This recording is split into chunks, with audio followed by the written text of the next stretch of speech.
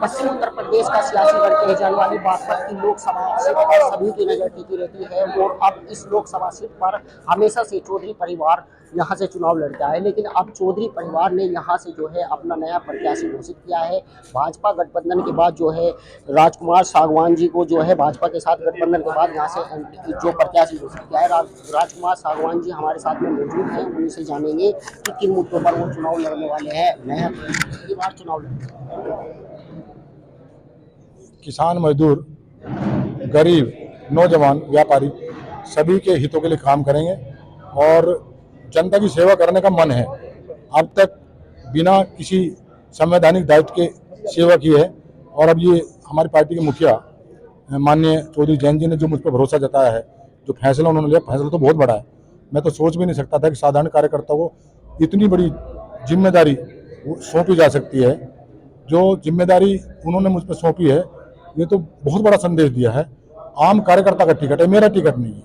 ये जिम्मेदारी मुझे नहीं, आम कार्यकर्ता के दिलों में खुशी है और मैं सभी के दिलों में अपनी जगह बनाने का काम करूंगा।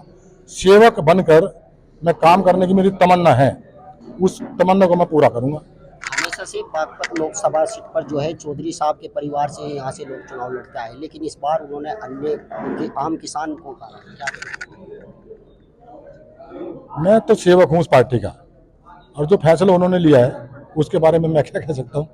मैं सेवक हूँ और सेवा करना चाहता हूँ।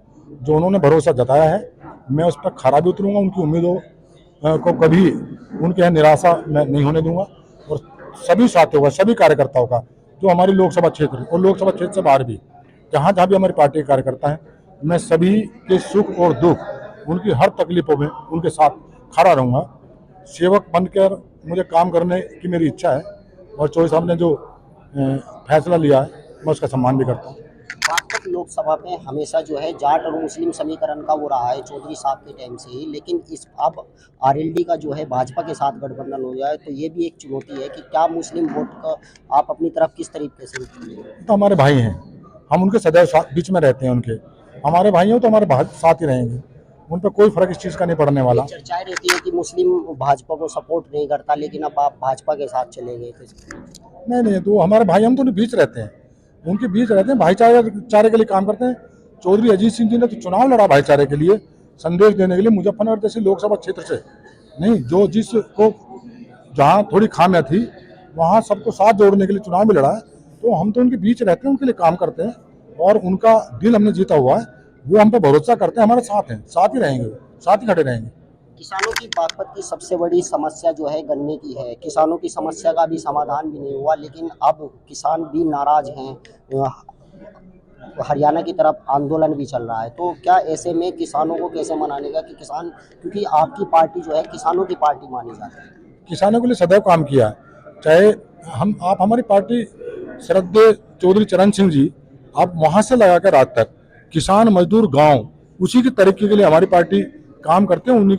उनकी विचारधारा भी यही है कि गांव की खुशहाली जब तक नहीं होगी, गांव में रहने वाला गरीब मजदूर किसान जब तक वो खुशहाल नहीं होगा, देश की तरक्की संभव नहीं है। और उसी नीतियों पर हमारी पार्टी अब भी कायम है और उसी पर काम कर रही है। सबका साथ हमें मिलेगा, सबका प्यार हमें मिलेगा, सबका वोट हमें मिलेगा और चुनाव होने दीजिए। हम सबके दिल को जीतने का काम करेंगे, सबके बीच रहने का काम करेंगे। क्या मुद्दे रहेंगे आपके, क्या मुद्दे?